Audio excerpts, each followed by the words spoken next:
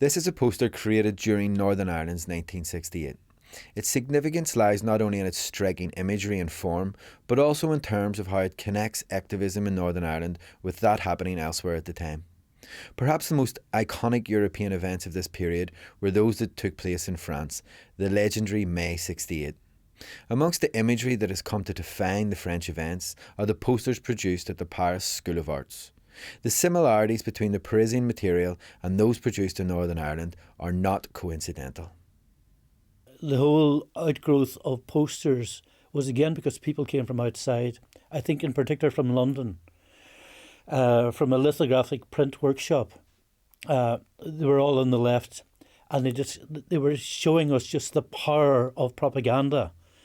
So this was something I think that we welcomed, getting these people to show us. I don't think there was anything, for example, coming out of the Art College in Belfast.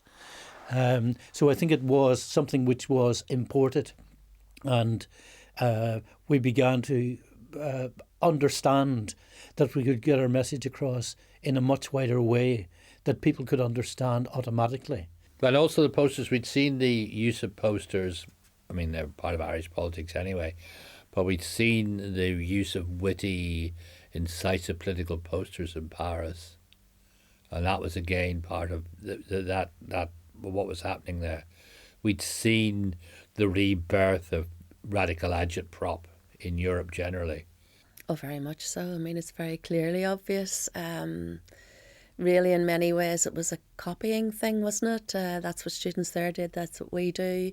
The same thing is happening there as here. So I think there's nothing new in the world. And I think that all these protests were all emulating each other. Young people were energised by other young people in France, on the continent in general, in Germany, the different groups in Germany, who we did have visitors from.